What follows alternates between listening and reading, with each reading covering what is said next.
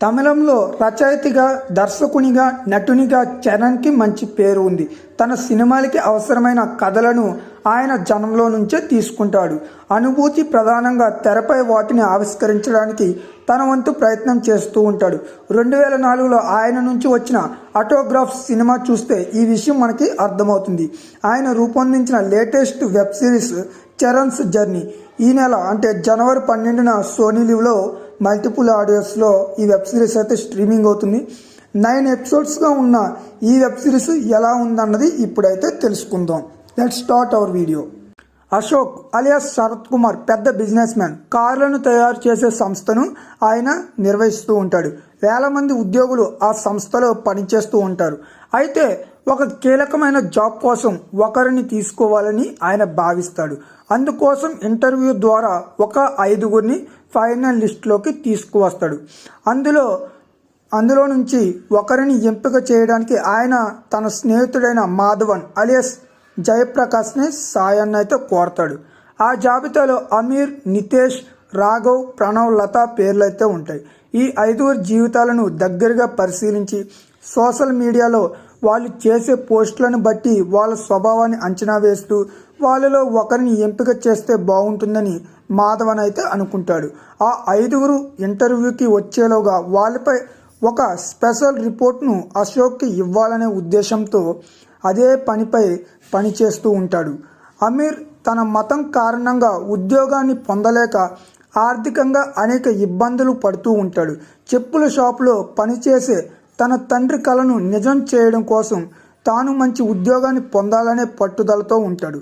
తన కొడుకును మించి అమీర్ ఎదగకూడదనే స్వార్థంతో అతన్ని అణగదొక్కడానికి ఒక దుర్మార్గుడు ప్రయత్నిస్తూ ఉంటాడు. ఇక మేజర్ జనరల్ కొడుకైన నితేష్ తాను చేయని తప్పుకు కుటుంబానికి దూరం అవుతాడు.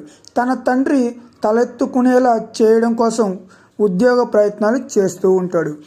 రాఘవ్ అలియాస్ ప్రసన్న ఒక సాధారణ కుటుంబానికి చెందిన వ్యక్తి. విదేశాల్లో ఉద్యోగం చేస్తూ ఉంటాడు. 1 సంవత్సరం విద్యార్థులను చదివించాలనే తన తండ్రి కోరికను నెరవేర్చడానికి ట్రై చేస్తూ ఉంటాడు. అయితే వీసాపరమైన సమస్య కారణంగా అతను తన ఊరికి తిరిగి రావాల్సి వస్తుంది. తండ్రి ఆశయం నెరవేర్చాలనేదే ప్రస్తుతం అతని ముందున్న లక్ష్యం. ఇక రాజకీయం, రౌడీజం కలిసి చేస్తున్న అరాచకానికి ప్రణవ్ ఓ ప్రత్యక్ష సాక్షి. ఆదర్శవంతమైన అధికారాన్ని అతను ఆకాంక్షిస్తూ ఉంటాడు.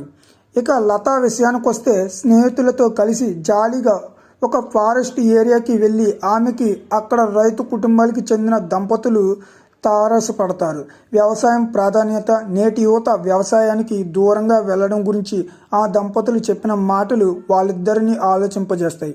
దాంతో వాళ్ళంతా కలిసి వ్యవసాయం దిశగా యువతను మళ్లించడానికి నిర్ణయానికి వస్తారు. ఆ దిశగా అడుగులు వేస్తూ ఉంటారు. అలా అశోక్ కార్ల సంస్థలో ఉద్యోగానికి నిలిచిన 5గురు వెనుక అనేక సమస్యలు, కష్టాలు ఉండడం, వాటిని అధిగమించాలనే పట్టుదల వారిలో బలంగా ఉండడాన్ని మాధవన్ గమనిస్తాడు. వివిధ ప్రాంతాలకు చెందిన ఆ 5గురు ఒకే రోజున ఇంటర్వ్యూకి హాజరవుతారు. మరి ఉన్నది ఒకటే ఉద్యోగం, హాజరైంది 5గురు ప్రతిభావంతులు. వాళ్ళలో అశోకన్ ఎవరిని ఎంపిక చేస్తాడు, ఆయన ఎలాంటి నిర్ణయాన్ని తీసుకుంటాడు అనేదే ఆసక్తికరమైన అంశం ఈ వెబ్ సిరీస్లో. కొన్ని కథలు కొన్ని జీవితాలకు దగ్గరగా అనిపిస్తూ ఉంటాయి. మరికొన్ని కథలు జీవితాల్లో నుంచే పుడతాయి. ఆ రెండో కోవకు చెందిన కథే ఇది. చరణ్ 5గురు వ్యక్తులను తీసుకుని ఆ పాత్రల చుట్టూ కథలను అల్లుతూ వెళ్ళాడు. 9 ఎపిసోడ్స్ అంత కూడా ఇంటర్వ్యూతోనే కొనసాగుతూ ఉంటుంది. మిగతా 8 ఎపిసోడ్స్లోను ఎమోషన్స్ ఉండేలా చూసుకున్నాడు. విలేజ్, టౌన్, సిటీ, విదేశాలను టచ్ చేస్తూ ఈ కథలు కొనసాగుతూ ఉంటాయి. అలాగే ఈ 5 ట్రాకులలో అమీర్, రాఘవ్ ట్రాకులు కాస్త ఇంట్రెస్ట్గా అనిపిస్తాయి. మిగతా ట్రాకులు ఓ మాదిరిగా ఓకే అనిపిస్తాయి. యువత తమ ఆశయాన్ని నెరవేర్చుకోవడానికి ప్రయత్నం చేస్తూనే అటు కన్నవాళ్ళు కళను నిజం చేయడానికి కృషి చేస్తూ ఉంటారు. అదే సమయంలో తమ చుట్టూ ఉన్నవారికి సాయం చేయడానికి ముందుకు రావాలి అనే సందేశాన్ని ఇచ్చిన తీరు చాలా అంటే చాలా బాగుంది. అయితే అందుకు సంబంధించిన సన్నివేశాలు అవసరానికి మించి సాగదీసినట్లుగా నాకైతే అనిపించింది. దర్శకుడు క్లైమాక్స్ను డిజైన్ చేసిన తీరు చాలా బాగుంది. ఇదే ఈ కథకి కరెక్ట్ క్లైమాక్స్ అని కూడా మనకి అనిపిస్తూ ఉంటుంది.